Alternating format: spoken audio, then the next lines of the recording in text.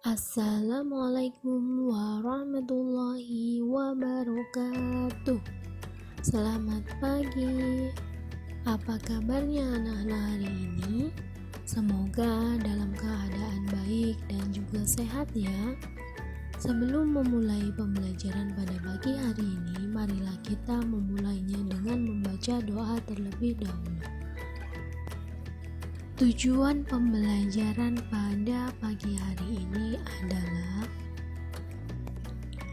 ayo anak-anak, kita belajar dengan penuh semangat. Pada pertemuan sebelumnya, kita sudah membahas mengenai bunga melati yang baik hati. Nah, kali ini kita juga akan mempelajari mengenai dongeng yang menceritakan kebaikan dari seorang petani. Dayu senang dengan dongeng yang menceritakan kebaikan. Kali ini Dayu membaca dongeng tentang kebaikan hati seorang petani. Ayah Dayu pernah bercerita tentang pekerjaan petani.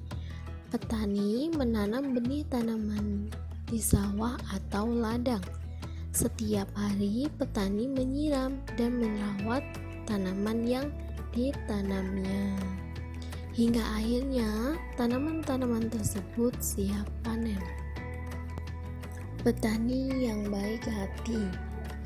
Suatu hari tinggallah seorang petani yang baik dan murah hati. Pada saat petani itu pergi ke sawahnya, ia menemukan seekor burung pipit yang kakinya patah. Sang petani merasa kasihan. Ia pun membawa burung itu ke rumahnya yang sederhana. Sang petani langsung mengobati kaki burung tersebut. Setelah beberapa hari ia rawat, burung pipit itu ia lepaskan kembali ke alam bebas.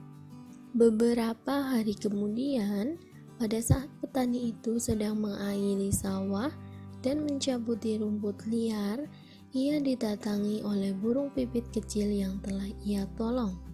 Burung itu membawa 3 buah biji semangka pada paruhnya. Ia memberikannya kepada petani itu. Setelah itu, burung itu pun pergi. Petani itu sangat berterima kasih kepada burung.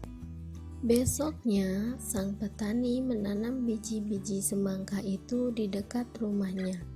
Setelah ia mengurus bibit pohon semangka itu, pohon semangka itu pun tumbuh. Semakin lama pohon itu semakin besar.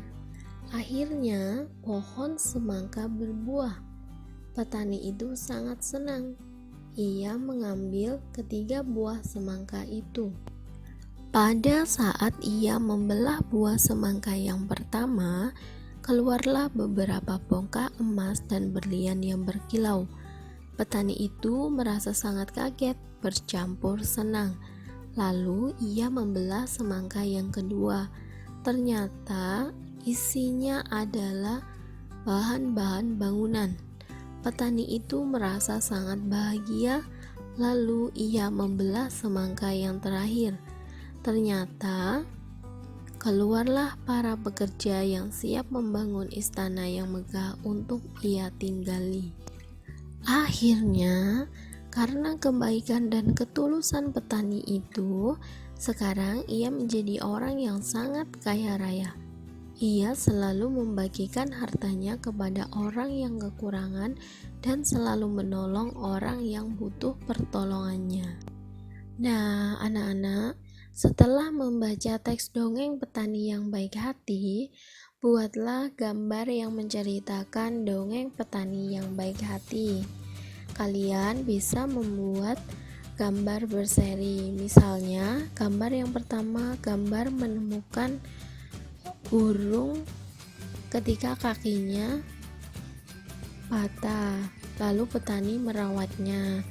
Gambar yang kedua, boleh ketika burung pipit kembali ke petani dengan membawakan biji semangka untuk ditanam oleh petani. Gambar ketiga, Pak Tani memanen buah semangkanya dan membuka hasilnya. Yang keempat, bagaimana sih sikap petani yang baik hati Meskipun ia sudah menjadi kaya raya, namun ia tetap rendah hati. Nah, itu tadi apa pesan yang terdapat pada dongeng petani yang baik hati? Setiap dongeng pasti memuat pesan yang ingin disampaikan kepada pembaca atau amanat yang dapat kita pelajari. Nah, pesan yang terdapat pada dongeng petani yang baik hati atau amanat yang bisa kita ambil yaitu yang pertama, kita harus baik hati dan murah hati. 2. Mau menolong semua makhluk hidup. 3. Membalas kebaikan dengan kebaikan. Setelah kita membaca teks petani yang baik hati, lalu apa perbuatan baik yang telah dilakukan petani dalam dongeng tersebut? Ya, yang pertama, perbuatan baik yang dilakukan oleh petani yang baik hati itu adalah mengobati dan merawat burung pipit sampai sembuh. Kemudian melepaskannya burung pipit ke alam bebas. Yang ketiga, merawat pipit semangka hingga berbuah. Dan yang keempat, membagikan hartanya untuk orang yang kekurangan. Dayu dan teman-temannya mengunjungi kebun manggis. Kebun manggis itu milik paman Dayu. Dayu dan Siti membantu memasukkan buah manggis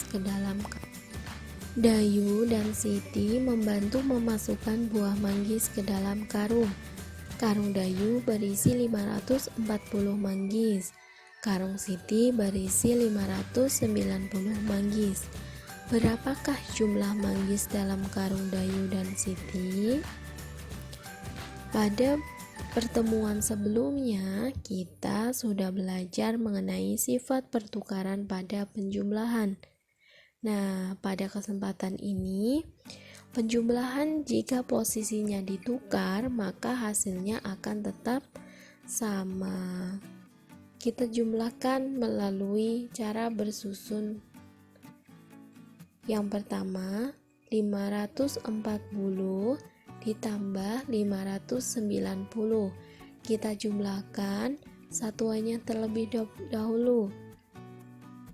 0 ditambah 0 sama dengan 0.